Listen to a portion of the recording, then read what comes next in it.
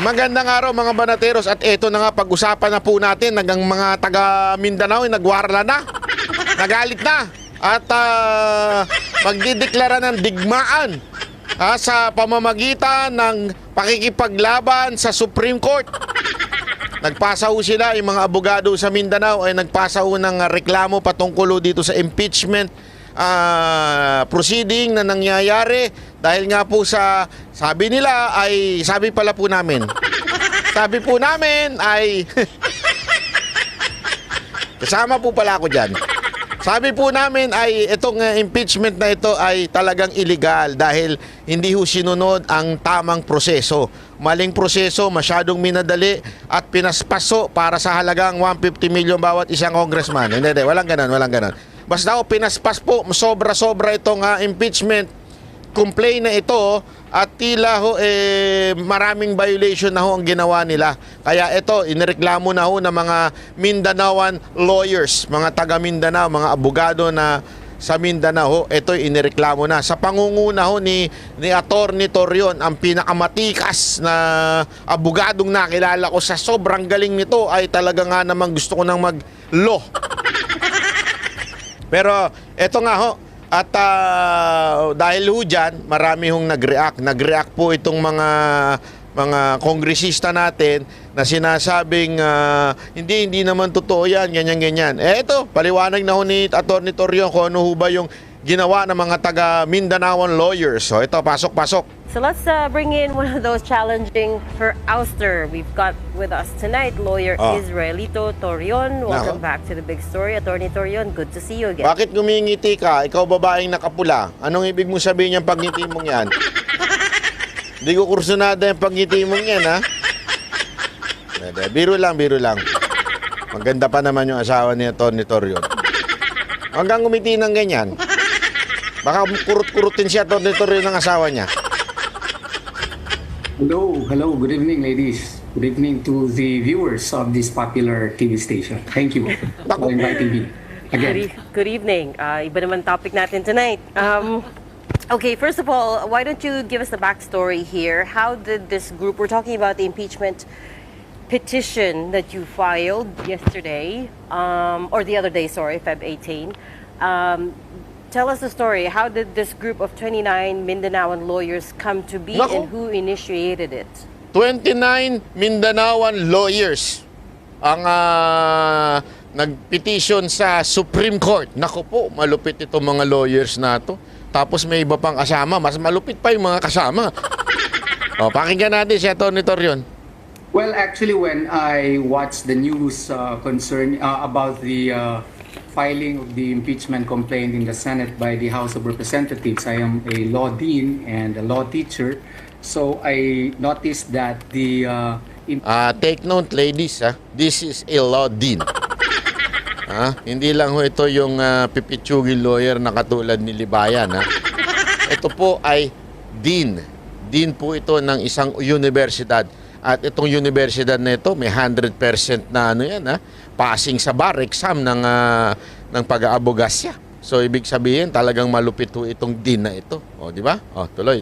Impeachment complaint was really prepared in a rush, in a blitzkrieg fashion, all in the last day of the session, congressional session, and last minute literally.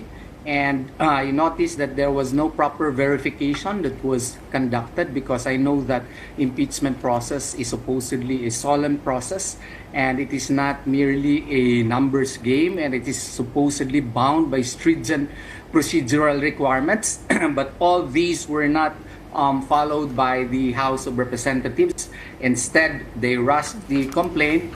And that is why I decided, I discussed it with my associates, and I have, good constitutionalist in my small law firm, and we crafted an impeachment complaint, and I showed it to my colleagues, such as Attorney Martin Delgra, who is the lawyer of President Rodrigo Duterte, and I also showed it to Attorney James Reserva via Messenger, who is a known practitioner also in in Butuan, and other friend lawyers such as Attorney Luna and the Vice Mayor also of Davao City and other councilors. Grabe, ang lulupit ng mga kasama dito. Talagang yung mga kinonsulta niya na para maipasa itong petition na ito ay talagang mga malulupit.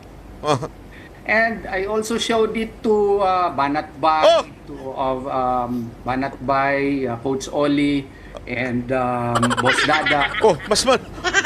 Malupit pala talaga itong petition na to. Mantakin mo mga sobrang mga matitigas na abogado, mga congressman, vice mayor, mga malulupit na mayor, tapos biglang pinasukan mo na ni Banatbay. At saka ni Coach Oli, saka ni Boss Dada. Mas lalo palang malupit talaga ito. O, pakinggan natin. And they are interested in joining me. So I included them as petitioners. There were some suggestions also given by the other petitioners such as Attorney Martin Delgra. So we finalized it, and we have that petition that we filed in order to question the impeachment complaint filed against Vice President Sara Duterte. So in short, you initiated this? Yes. Therefore, I initiated it. I provided the impetus and the idea and presented it to my lawyer colleagues. More heads are better than one. Yeah. Ako yung isa sa mga colleagues niya. I'm so honored, Mr. Attorney Torion, to be included in this petition. Thank you very much for your inclusion. And there were suggestions to and fro, so it was actually revised 12 times before it was finalized. Yes. Do I take it to mean that are you a counsel of Vice President Sara Duterte, or do you want to be? No. I filed it in my own personal capacity, and as a matter of fact, she did not know anything about it until the filing of the petition before the Supreme Court. Because she herself obviously filed her own petition for TRO, I did right? not even know that. I did not even know that. I Tama yan. heard about that when I browsed my Facebook, I think yesterday.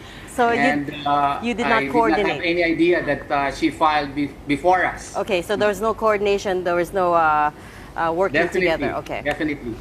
Okay, I wanted to focus, Attorney Lito, on one you were saying in your complaint to the Supreme Court that the 3 prior impeachment complaints were not considered. We have spoken to a bunch of the lawmakers in the lower house. Ang sinasabi nila, itong 4th complaint ay binasa nila doon sa previous 3 complaints that according to you, they malicious in action. No? Inupuan nila ng matagal, maliciously.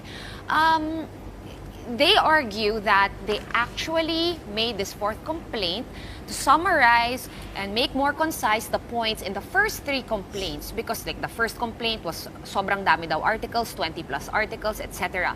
So what would you have to say about that? So sinasabi daw ng mga congressman, tagalugin ko lang ha, itong complaint na 1, 2, 3, yung impeachment na yun, pinagsama-sama ng daw nila doon sa pang 4th. Napakasinungaling talaga nito mga congressman natin. Kung yun yung explanation nila. Baluni. Baluni. Alam sabihin ng baluni. Mas magandang mas less harsh sa pagiging tanga. Ganun. Kalokohan o stupid, parang ganun. Di ba? Parang that's baluni, hindi totoo yan. Huwag kayo nagpapaniwala sa mga kongresista natin. Hindi totoo na pinagsama-sama yan. Yan ang. Bakit? Bakit kayo? That's baloney. Because you could never see that in the 4th impeachment complaint. Those are afterthought. No? And besides, the Constitution is very specific. If you will read Article 11, Section 3, Paragraph 2 thereof states that when an impeachment complaints are filed in 3 ways.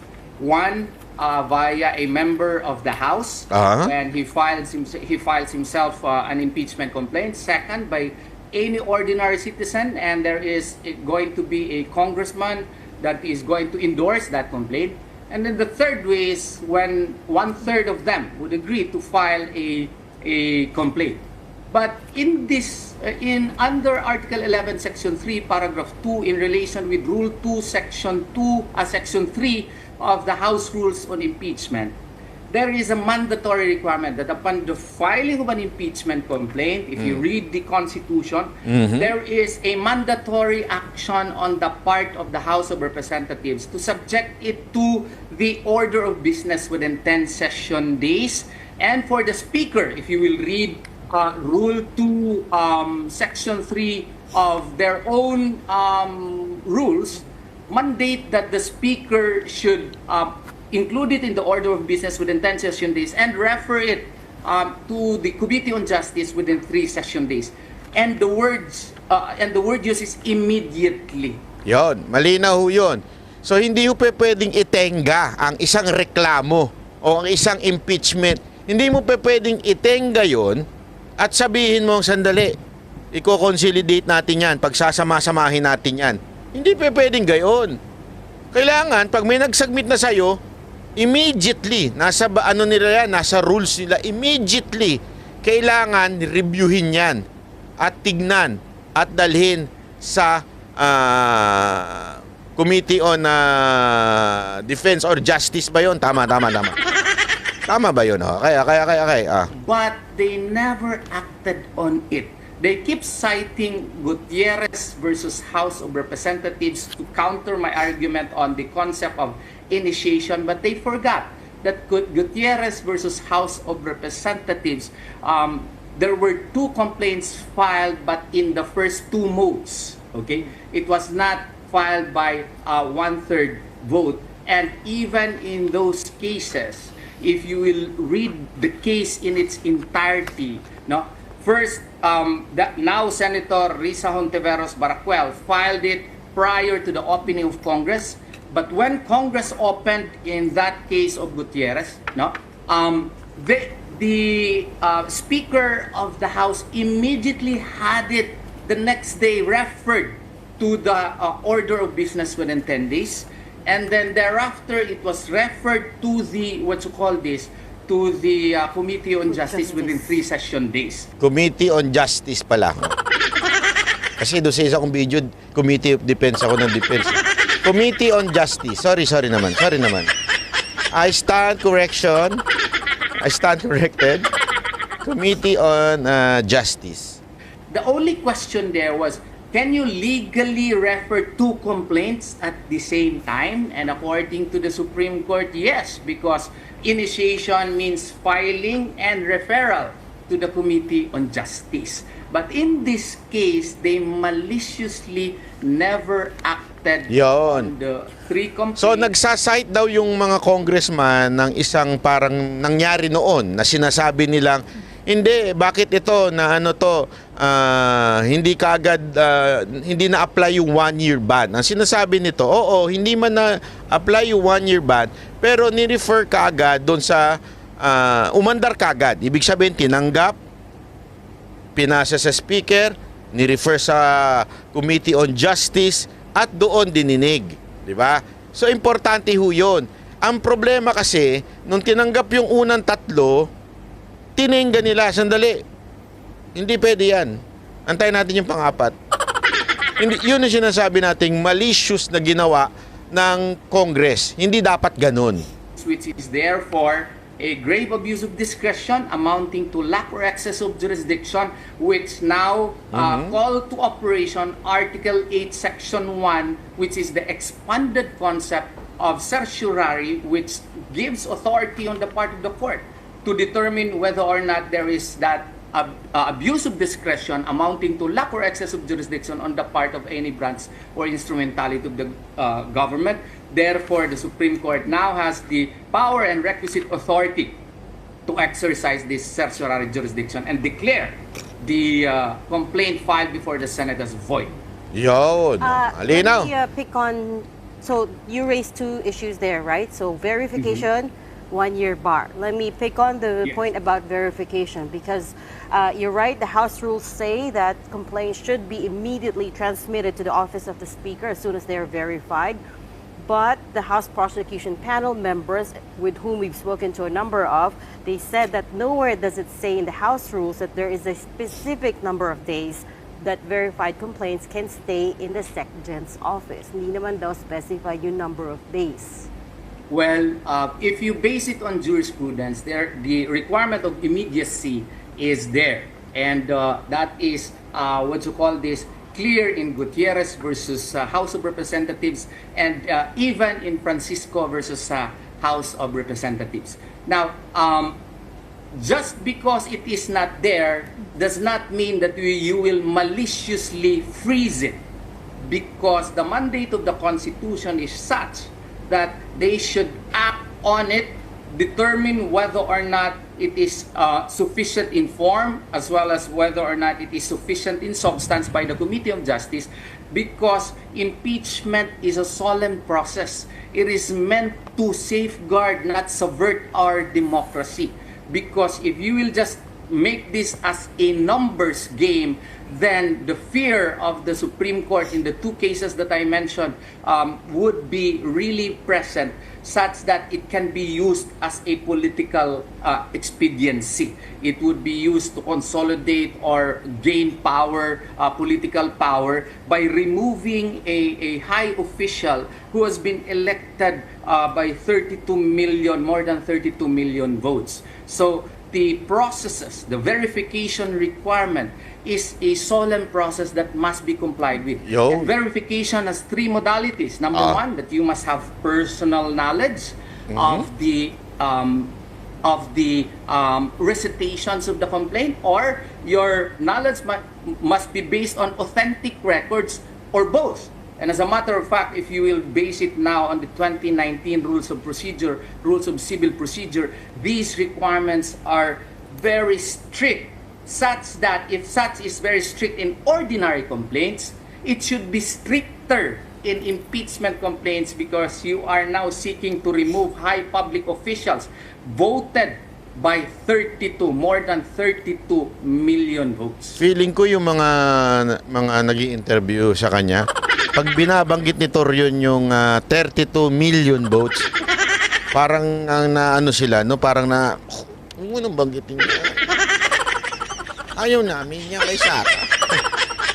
I think that one of the issues I'm seeing here, Attorney Torion, and let me make it clear that I'm a total layperson here. Hindi po ako abogado, hindi ako nag-aral ng law. But when you say malicious in act... Gusto mo mag-aral kay Attorney Torion? Ba't mo kailangan sabihin yun? Dahil, biro lang ha. Nangiintriga ka ba, Nat? Right. How do we prove malice on the part of lawmakers in the lower house? How do we say na yes, malisyoso sila kasi ang tagal bago nila, i-refer sa Justice Committee, which didn't even happen, or ang tagal bago nila... Why malicious? Because it is supposedly, the action is supposedly immediate, yet they did not, they slept on it. And they know because of... Tinulugan nila, tinulugan nila yung unang tatlong complaint. Diba? Kaya malicious Bakit inantay yung pang-fourth? Francisco versus Court of Appeals, when will Section 3, Paragraph 5, Article 11 of the 1987 Constitution operate, which is the one-year bar rule? In Francisco, which is 2003 case versus House of Representatives, it was ruled that it will start the one-year bar rule, meaning you could not anymore file a case legally against and constitutionally against a high official of the government if this operates. And when shall it be counted? Upon the filing and referral to the Committee on Justice. That is why they did not act on it, so that the one-year bar rule will not operate. And that is why I term it as malicious. Ayun! So kaya sinasabing malicious kasi sinadya nila. Sinadya nilang hindi mag-act doon sa impeachment 1, 2, 3. Hindi nga nila sinagmit doon sa Committee on Justice.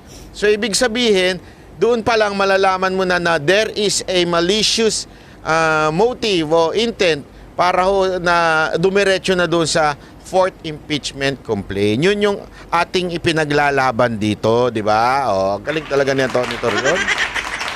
because supposedly they should have acted on it because that is a constitutional injunction. That is a command by the Constitution. Yan. And their own rules, Rule 2, Section 3, likewise mandates it, and therefore it is a command. And their refusal to follow the command is actually motivated by their Ayaw. desire for the one-year bar rule not to operate. And Ayaw. therefore, that is a grave abuse of discretion amounting to lack or excess of jurisdiction, which can now operate to make the Supreme Court have the authority to strike the complaint as void. Yun, galing. Palakpakan.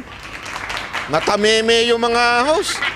Hindi naman ganun banat ba? Hindi, totoo naman di ba? Kaya nga sinasabi natin, may problema. Kaya nga ho nagagalit ho at nagrereklamo ho yung mga Mindanaon lawyers at kasama ang banateros dahil nga po sa mali ho yung ginawa. Hindi ho nila sinunod ang kautusan ng ating konstitusyon.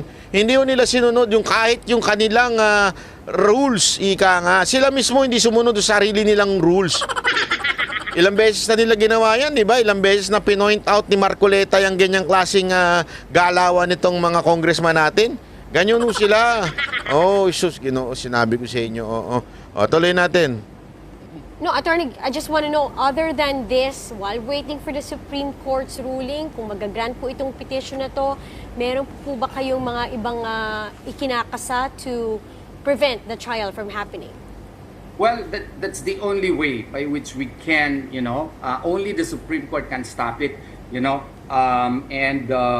that was clear in Francisco, in Gutierrez versus House of Representatives, and this expanded concept of certiorari jurisdiction is now enshrined in the 1987 Constitution. Now, there is one professor of law I saw on Facebook, he said that if this is so, then why raise it with the Senate?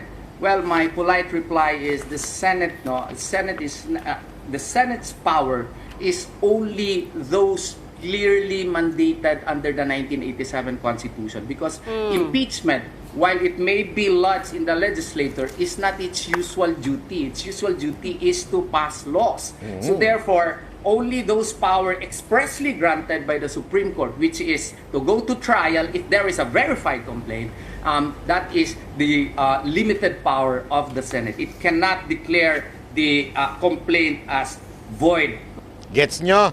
Kasi marami nagsasabi, bakit hindi na lang yung sa Senado inireklamo yan at sabihin, dahil pinapaliwanag po ni Atty. Torion, hindi po jurisdiction ng Senado na magsabing void yan. Ayan po ay jurisdiction ng Supreme Court. Dahil nga po, ang Senate, as part of the impeachment process sa Pilipinas, they would act as a judge once yung complaint ay naipasa sa kanila. Parang ganito yan, mga kababayan, di ba? Sabi ko nga sa inyo, parang kaso yan eh. Parang sa piskal, yun yung Congress, yung House. Pag nakita nila na may probable cause, isasagbit ngayon ng piskal sa korte, di ba? Pwede ka ngayon magreklamo sa Supreme Court para kadari meron ka ng basis for para ipalipat o kung ano man, kasi marami yan pwede kang tumakbo kagad din sa Supreme Court. Yan ang sinasabi ni Atty. Torion. Although, siyempre sa regular court, yung sinasabi nga ni Atty. Torion, ang talagang trabaho nila ay yan.